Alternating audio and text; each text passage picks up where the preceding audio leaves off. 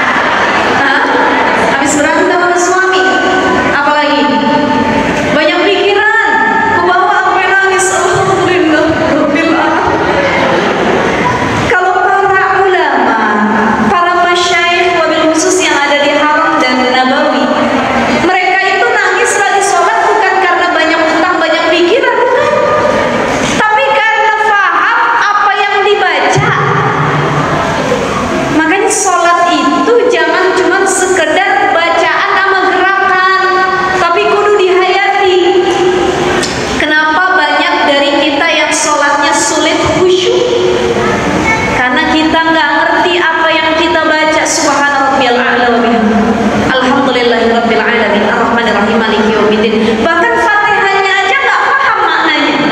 Bagaimana mau nangis? Bagaimana mau khusyuk? Kebukti orang lagi sholat banyak yang sering lupa rakaat sholat. Apalagi zuhur sama asar. Udah 3 apa 4 ya? Jangan-jangan udah 7 nih. Lupa rakaat. Yang kedua banyak trigger dengan hal-hal lain, baru takbir Allahu Akbar, kunci motor udah 3 hari kagak ketemu. Begitu lagi sholat tiba-tiba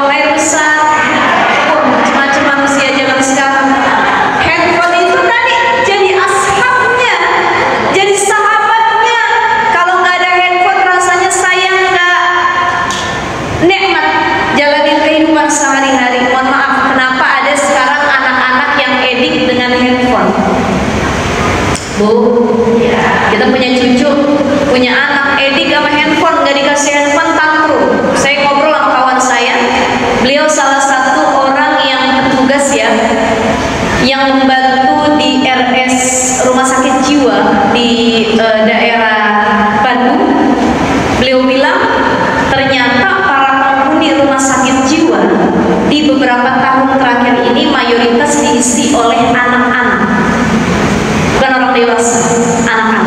Loh, kenapa bisa rumah sakit jiwa isinya anak-anak? Ternyata yang masuk rumah sakit jiwa itu adalah anak-anak yang sudah edik ketergantungan dengan handphone, gadget. Ada yang kalau dia nggak diambil handphonenya dia teriak kayak orang kesurupan, kesetanan. Ada yang sampai saking ngegame, edik dengan handphone dan lain sebagainya. Jadi banyak yang ya Allah ya Rabb, yang menghuni rumah sakit jiwa itu adalah anak-anak yang ketergantungan edik dengan handphone. Ibu, susah didik anak zaman sekarang ya Bu ya. Ya Allah Ustazah, jangankan anaknya, sama bapaknya juga demen sama handphone.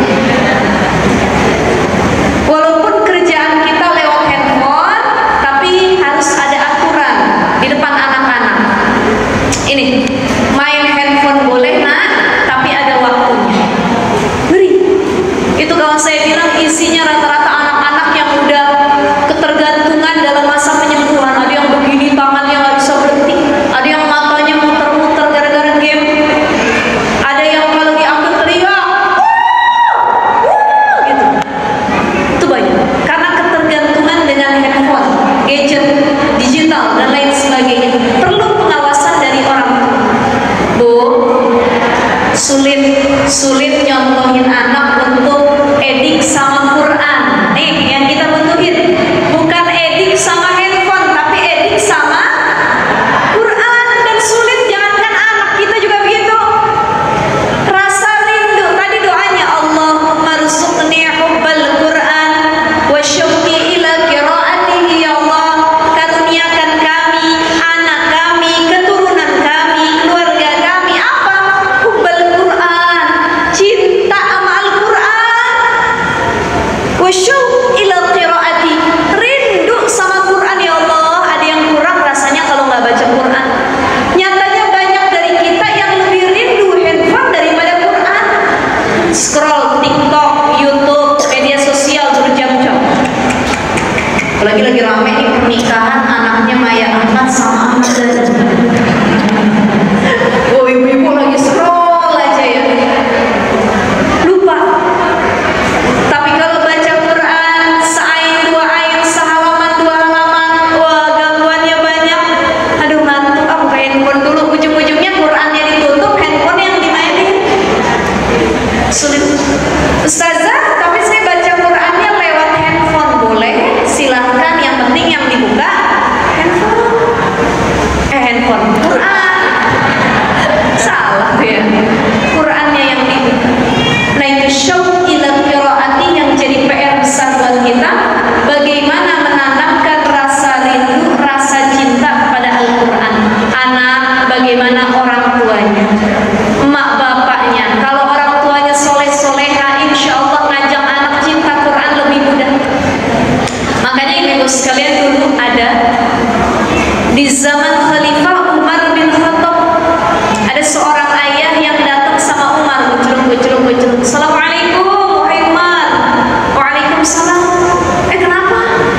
Wahai Umar, aku pengen ngadu, kata ayah ini. Kenapa? Aku punya anak durhaka, bukan main sama orang tua, ngebantah, suruh sholat gak mau, ibadah gak mau, boro-boro deket sama Quran. Yang ada tiap hari jadi ahli maksiat, zina, minum khamar, melakukan judi dan lain sebagainya. Saya capek wahai Nabi sebagai orang tua ngingetin anak-anak saya. Benar kata Umar? Benar wahai Umar. Coba engkau panggil anakmu, dipanggil anak. Nah, kata Sayyidina Umar, benar kamu anak bapak ini? Betul. Ayah kamu curhat sama saya, katanya kamu anak yang durhaka, betul? Betul wahai Umar, kata anak ini. Apa yang kau lakukan? Ya semua kemaksiatan wahai Umar. Tapi wahai Umar, kata anak ini, aku pengen ngomong juga. Kalau ayahku tadi udah curhat, aku juga pengen curhat, kata anaknya. Apa yang pengen kau curhatin? Wahai Sayyidina Umar, apakah durhaka itu cuma disematkan kepada anak yang berbuat buruk kepada orang tua? Atau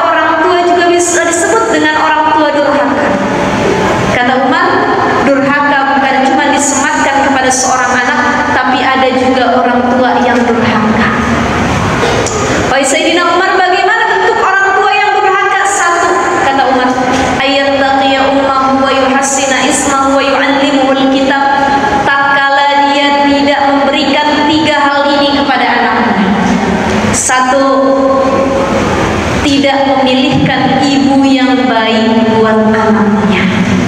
Yang kedua, wa yuhassina ismahu, tidak memberi nama yang baik karena nama yang baik itu hak buat anaknya. Yang ketiga, tatkala orang tua wa yu'allimuhul kitab, tidak mengajarkan Al-Qur'an kepada anak cucunya. Anak ini nangis, dia bilang, "Wahai Sayyidina Umar, demi Allah, wahai Umar, aku jadi begini gara-gara emak bapakku." Bahasa orang Depoknya, saya begini nih gara-gara emak bapak sama emak saya begitu. Emang kenapa, kata Umar? Satu, wahai Umar, yang kau katakan tadi, ayahku tidak memberikan ibu yang baik. Ibuku gak pernah ngingetin aku sholat, ibuku gak pernah ngajarin agama, buru-buru baca Quran. Dia seorang budak dari Afrika yang memang cuma beragama tapi tidak mengamalkan isi agama Islamnya, Islam KTP. Ya Allah ya Allah. Yang kedua, aku tidak diberi nama yang baik, namaku Ju'lan. Itu tahu Ju'lan? Kecoa, kumbang. Jadi tuh anak dikasih nama kumbang, kecoa. Jadi hati-hati namain anak, karena nama itu jadi doa kebaikan. Kecoa kan gangguin orang mulu, betul nggak? Bikin perkara mulu. Makanya namain anak yang baik-baik. Abdullah, Siti Aminah, Siti Fatimah, Ahmad, Muhammad, itu kan nama-nama yang baik. Wa yuhassina ismahu. Yang ketiga, wa yu'allimuhul kitab. Wahai Umar, orang tuaku gak pernah ngajarin Al-Quran. Ayahku datang ngaji, ayahku sholat cuma buat dirinya sendiri. Ada orang tua yang tiap minggu ngaji, bahkan tiap hari ngaji. Senin bajunya hijau, Selasa bajunya kuning, Rabu merah, sampai Minggu OTD-nya ganti-ganti. Pulang ke rumah bawa berkat, ngaji. Dari mana mak? Ngaji. Anaknya mah gak pernah diingetin buat ngaji. Ini namanya orang tua durhaka. Dia sibuk nyari ilmu agama cuman buat dirinya tanpa mengajak keluarganya. Jadi kalau pengen anak deket Quran, emaknya dulu yang kudu nyontohin, bapaknya dulu yang kudu nyontohin. Abis maghrib TV matiin, handphone taruh semua. Ngapain? Kumpul di rumah, kita baca Quran bareng-bareng. Nyatanya jarang sekarang orang yang punya aturan begitu. Bu, ibu, kita zaman dulu kalau asal mau maghrib diprototin sama orang tua. Masuk maghrib, matiin TV. Walaupun lu TV cuma TVRI doang ya bu ya, hitam putih, pakai antena, kudu digoyang di kanan kiri, cakep dah cakep katanya. Kadang TV-nya kudu dipukul. Tuh TV makin dipukul makin bagus gambarnya. Tapi TV LED zaman sekarang ada yang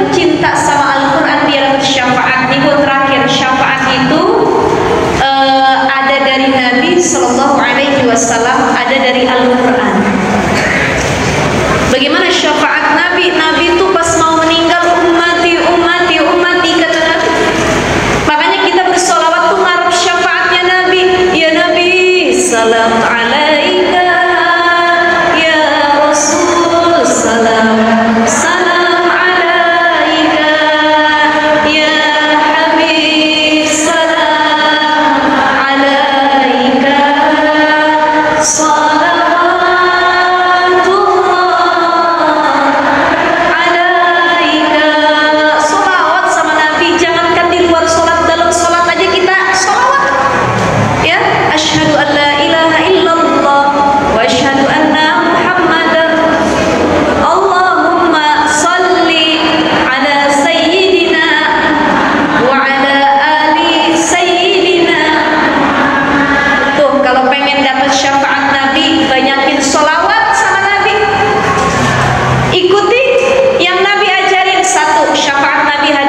kita.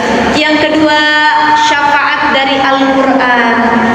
Hadis Nabi bilang tadi, Iqra'ul Quran, baca Al-Quran, hayati, tadabburi, amalkan. Fa innahu ya'ti yaumal qiyamah syafi'an li ashabihi. Kalau orang yang baca Al-Quran, dia jadiin sahabat, kawan, teman baik selama di dunia. Ya, ya'ti syafi'an li ashabihi. Quran itu datang nanti jadi kawan, penolong, syafaat. Begitu kita sampai nanti di alam akhirat, kata Quran bilang, wahai Allah, nih orang yang dulu gak mau jauh-jauh sama saya, nih yang dulu pengennya deket mulu sama saya, dibaca mulu saya, wahai Allah, kata Al-Quran, maka berilah mahkota kemuliaan, diberi oleh Allah. Itu dalam hadis Nabi. Wahai Allah, zidhu, kata Al-Quran, tambahin kemuliaannya ya Allah, maka diberikan pakaian kemuliaan. Kata Quran, wahai Allah, ridhoi dia yang dekat sama saya dulu, maka Allah meridhoi orang yang baca Quran. Karena apa? Quran datang jadi syafaat, minta kebaikan kepada Allah buat kita yang bacanya. Bu, senang gak tiba-tiba Quran nolongin kita nanti? Ya Allah, ini kawan baik saya dulu, sahabat saya. Ibu punya sahabat, senang gak? Saya ngambil analogi, ibu lagi susah, ada sahabat ibu datang, kawan baik, ibu juga baik sama dia. Tiba-tiba kita lagi ditagih hutang, gak punya duit, sahabat kita datang, Pak, ini nih yang hutang ini teman baik saya.